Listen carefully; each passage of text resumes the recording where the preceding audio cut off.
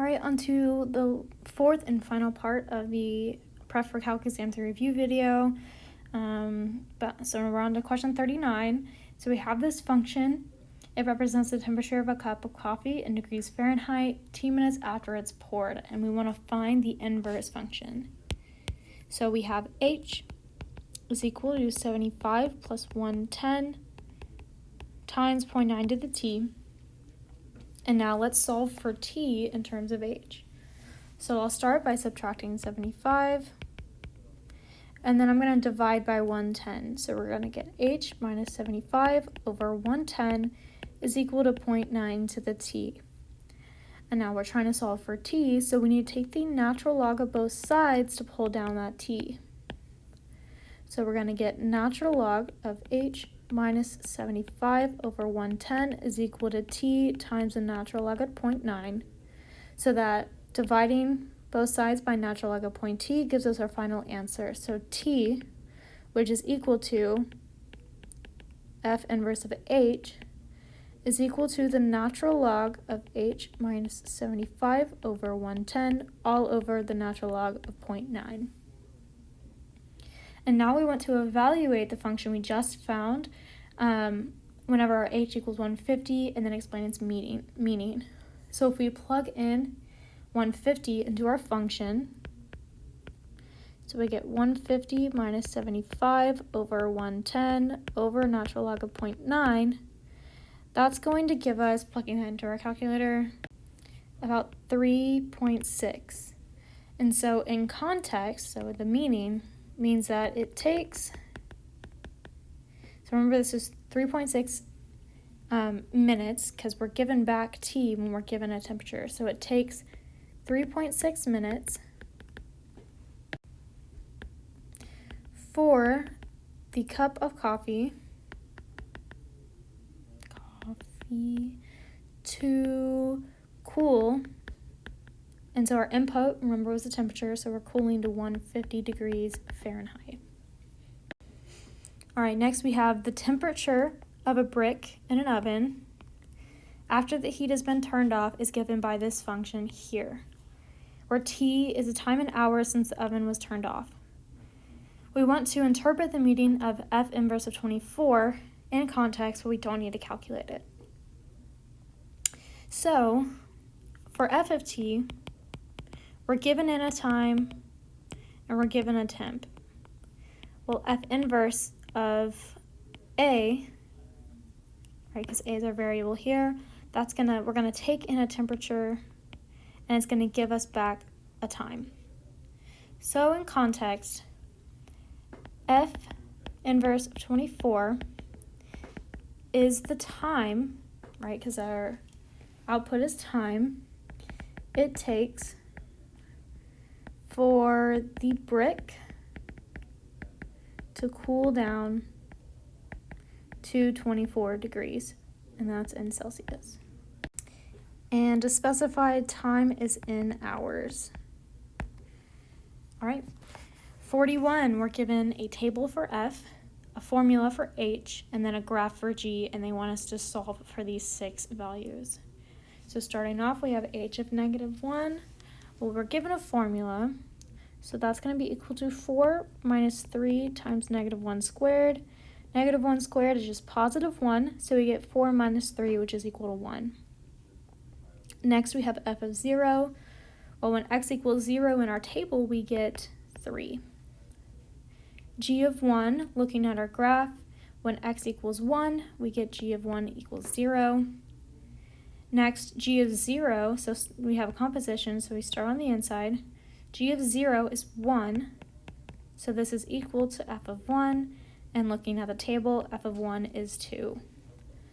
Next, we want to solve what value of x do we get G of x equal to 0. Well, G is equal to 0 at these 2 points here, so we can have either x is -1 or x is equal to +1. And finally, we have F of F inverse of 5.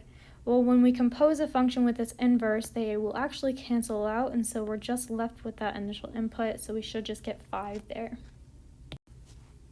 All right, 42, we're given 2 formulas that come up in calculus, and we're given what big F of x, little f of x, and h of x are, and we want to solve for big H.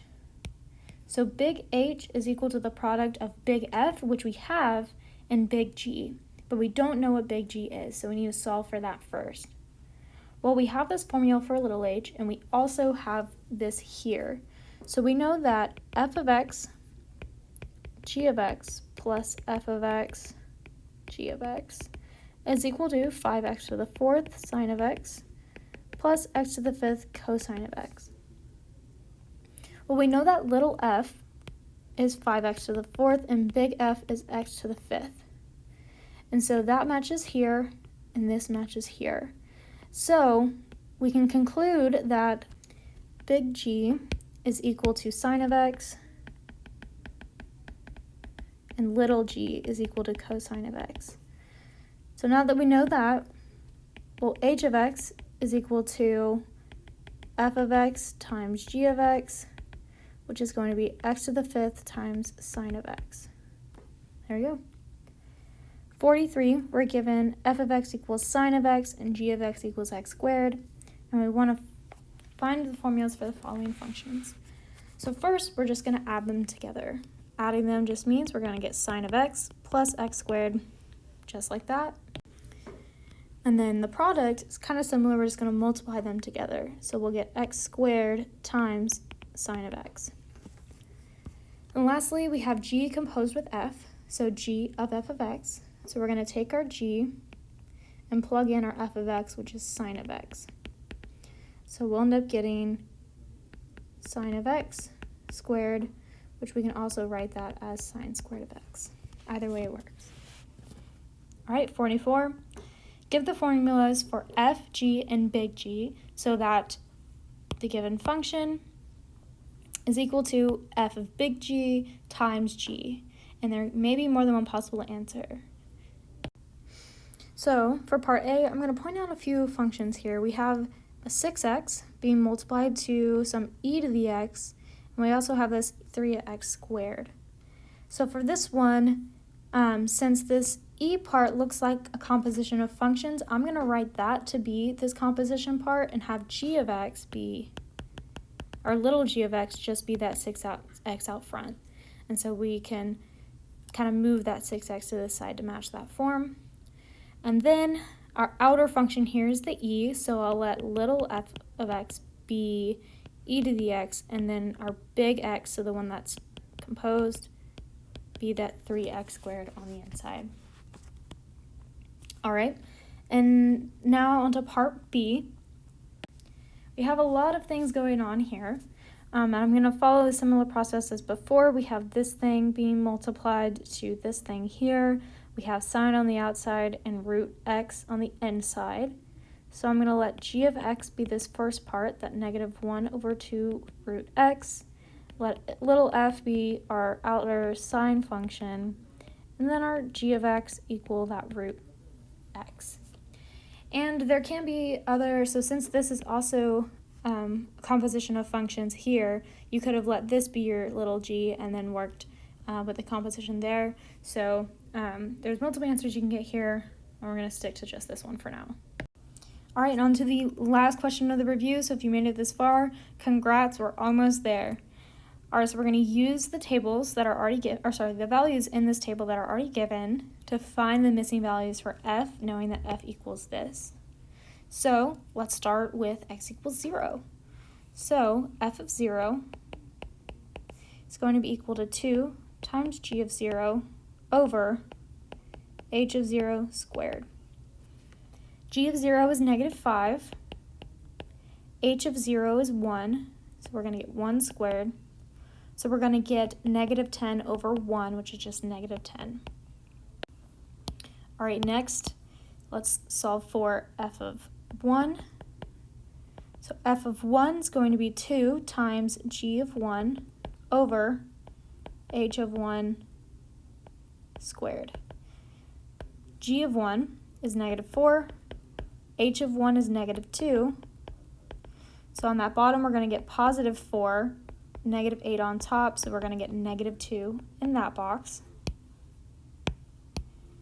Next, I'm going to write up here, we're going to get f of 2. So we're going to get 2 times g of 2 over h of 2 squared.